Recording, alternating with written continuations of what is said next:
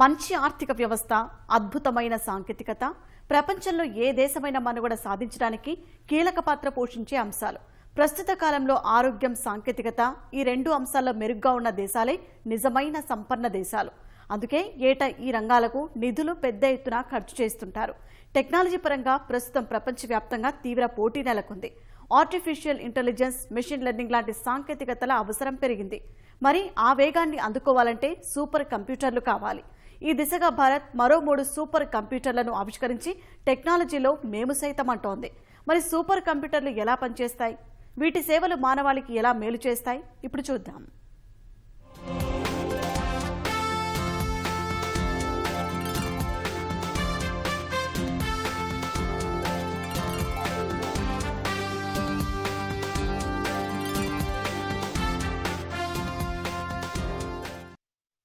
పూర్వకాలంలో ఎంత పెద్ద లెక్కలు గణించాలన్నా స్వయంగా చేత్తోనే చేసేవారు. ఆ తర్వాత క్యాలిక్యులేటర్లు వచ్చాయి. తదుపరి కంప్యూటర్లు వచ్చి పనిని ఇంకాస్త సులభతరం చేశాయి. ఆ తర్వాత వివిధ రకాల సాఫ్ట్వేర్లు వచ్చి ఖచ్చితమైన ఫలితాలను తక్కువ సమయంలో అందించాయి. అదే సమయంలో డేటా అనేది పెరిగింది. అంటే లెక్కించాల్సిన పని ఎక్కువైంది. దీనికి తోడు కంప్యూటర్లను వివిధ రంగాల్లో అనేక పనులకు వినియోగించడం ఆరంభించారు. దీంతో సాధారణ కంప్యూటర్లకు పెద్ద స్థాయిలో డేటాను విశ్లేషించడం కష్టంగా మారింది. ఈ సమయంలోనే పుట్టాయి సూపర్ కంప్యూటర్లు. పేరులో చెప్పినట్టుగానే సూపర్ కంప్యూటర్లు ఇవి. రెండో ప్రపంచ యుద్ధ సమయంలో వీటి ఆవిష్కరణలకు బీజం పడింది. యుద్ధ సమయంలో జర్మన్ బాంబుల కోడ్ను క్రాక్ చేయడానికి, వాటి మార్గాన్ని కనిపెట్టడం లాంటి వాటితో పాటు అణుబాంబును అభివృద్ధి చేయడానికి అవసరమైన శాస్త్రీయ పరిశోధనలకు ఇది ఉపయోగపడింది. అలాంటి అద్భుత సాంకేతికతను అందిపుచ్చుకోవడంలో భారత్ ఇప్పుడు కీలక మైలురాయిని చేరింది. గురువారం ప్రధాని మోదీ పరం రుద్ర పేరుతో మరో 3 సూపర్ కంప్యూటర్లను వర్చువల్ గా ప్రారంభించారు. వీటిని పూణే, కోల్కతా, ఢిల్లీలో ఏర్పాటు చేశారు. వీటితో పాటు వాతావరణంలో వస్తున్న మార్పులను విశ్లేషించడానికి అర్కా, అరుణిక హై పెర్ఫార్మెన్స్ కంప్యూటర్లను ప్రారంభించారు.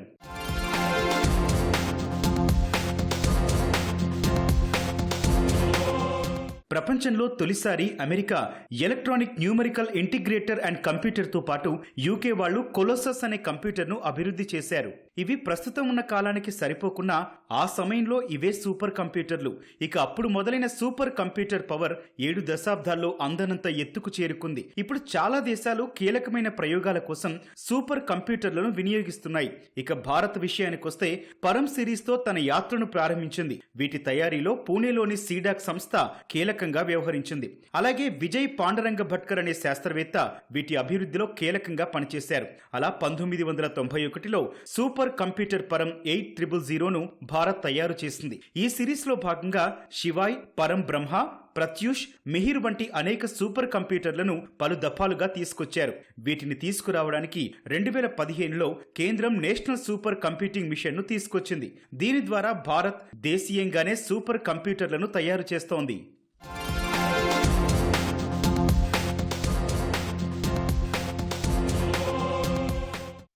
మొదట్లో భారత్ సూపర్ కంప్యూటర్ల కోసం అమెరికాను ఆశ్రయించింది. 1967లో అగ్రరాజ్యం తయారు చేసిన క్రేఎక్స్ ఎంపీ అనే వాతావరణానికి సంబంధించిన ఓ సూపర్ కంప్యూటర్ను అమెరికా నుంచి కొనాలని భావించింది. కానీ భారత ప్రతిపాదనను అమెరికా నిరాకరించింది. అప్పుడే భారత్ మనమే సొంతంగా సూపర్ కంప్యూటింగ్ వ్యవస్థని ఎందుకు తయారు చేసుకోవద్దన్న ఆలోచనకొచ్చింది. దీనికి భారత్లోని కొన్ని ఏజెన్సీలను ప్రభుత్వం ఒకే తాటిపైకి తెచ్చింది. వారికి సూపర్ కంప్యూటర్లను తయారు చేసే పనిని అప్పగించింది. ఈ సంస్థలు శక్తివంతమైన కంప్యూటర్లను తయారు చేయడం మొదలుపెట్టాయి. అలా భారత్ 1991లో పరం 8000 లాంచింగ్ తో అదరగొట్టింది. అలా ఏడాదికేడాది భారత్ తన అమ్ముల పొదిలో అద్భుతమైన సూపర్ కంప్యూటర్లను తయారు చేస్తూనే ఉంది.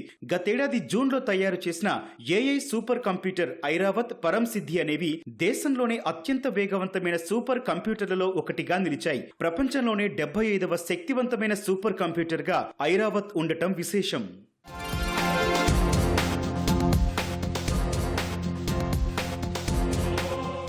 అసలు సూపర్ కంప్యూటర్లు అనేవి ఎందుకు అని పరిశీలిస్తే ముఖ్యంగా వాతావరణం, వాటిలో వస్తున్న మార్పులపై పరిశోధన చేయడానికి ఉపయోగపడతాయి.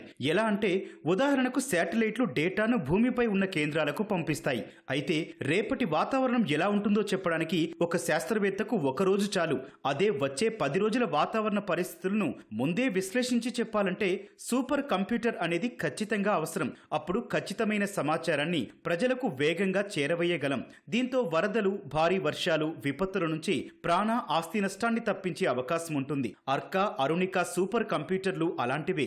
వీటితో పాటు జీనోమ్ సీక్వెన్సింగ్, ఇది ఒక రకమైన మాలిక్యులర్ మోడలింగ్. దీనివల్ల వైరస్లకు సంబంధించిన DNA క్రమాన్ని దగ్గరగా చూడటానికి శాస్త్రవేత్తలకు ఉపయోగపడుతుంది. అలాగే వ్యాధులను నిర్ధారించడంలో సహాయపడుతుంది. ఉదాహరణకు కరోనా లాంటి వైరస్ల జన్యు పరిణామ క్రమం ఎప్పటికప్పుడు మారుతూ ఉంటుంది. వీటిపై అధ్యయనం చేసి విశ్లేషించాలంటే శాస్త్రవేత్తలకు సూపర్ కంప్యూటర్ కావాలి. లేదంటే నెలల తరబడి పనిచేయాల్సి ఉంటుంది. స్టాన్ఫోర్డ్ యూనివర్సిటీ వారు అత్యంత వేగంగా కొన్ని గంటల్లోనే ఒక జీనోమ్ సీక్వెన్స్ ను పూర్తి చేసి గిన్నిస్ వరల్డ్ రికార్డు సృష్టించారు. అంటే వ్యాధుల నిర్ధారణ, వాటికి చికిత్సల్లో కూడా సూపర్ కంప్యూటర్లు కీలకంగా పనిచేస్తాయని నిపుణులు అంటున్నారు.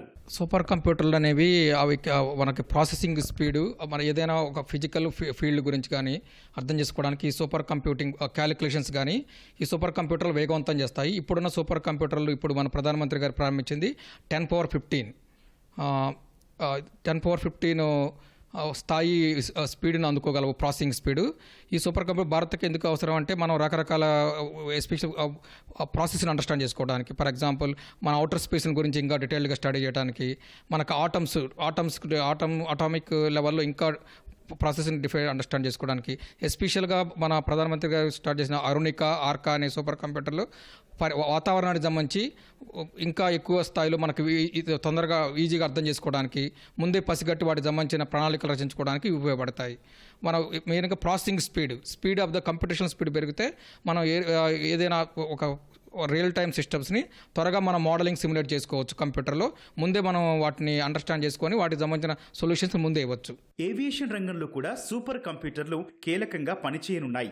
సూపర్ కంప్యూటర్లతో నాణ్యమైన విమానాలను తయారు చేసే అవకాశం ఉంటుంది. అలాగే అంతరిక్ష రంగంలో పరిశోధనల్లో సూపర్ కంప్యూటర్లను ఉపయోగించి శాటిలైట్లు, అంతరిక్ష నౌకలు, రోబోలు, టెలిస్కోపుల నుంచి పెద్ద సంఖ్యలో డేటాను సేకరించవచ్చు.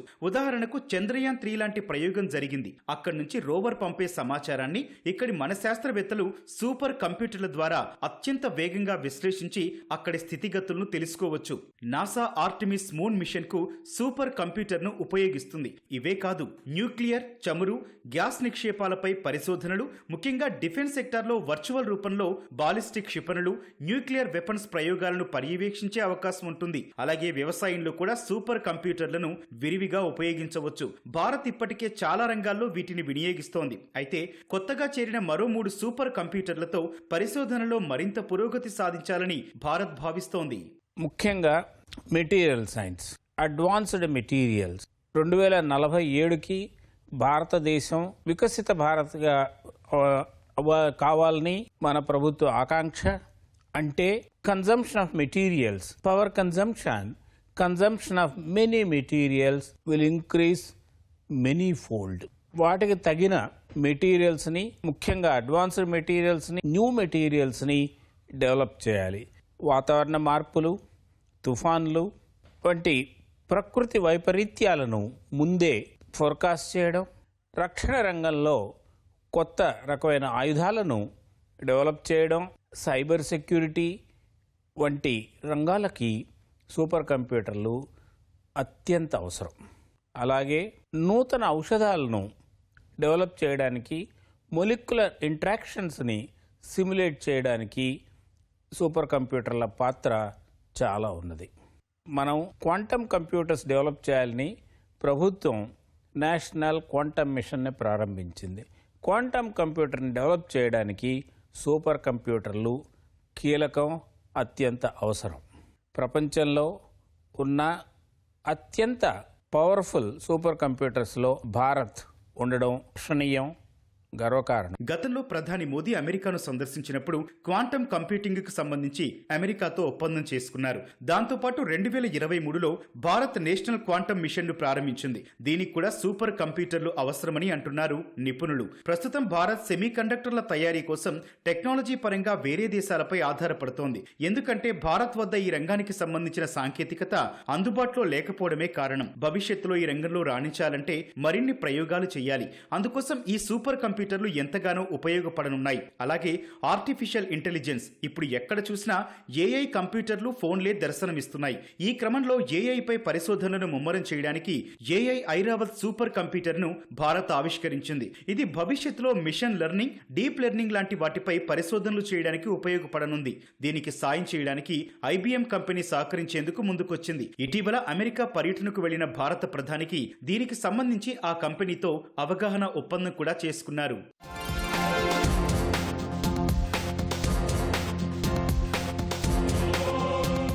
మొత్తంగా వేగంగా వృద్ధి చెందుతున్న భారత్కు సూపర్ కంప్యూటర్లు అనేవి చోదక శక్తులని భావించవచ్చు. వీటి ద్వారా పెద్ద ఎత్తున పరిశోధనలు చేయడానికి వీలవుతుంది. అలాగే వాటిని విశ్లేషించి ఖచ్చితమైన సమాచారం అందిస్తే భారత ఆర్థిక వ్యవస్థకు కూడా ఎంతో ఉపయోగపడుతుంది. అలాగే ఉపాధి పరంగా కూడా నేటి యువతకు అనేక అవకాశాలు కల్పించవచ్చు.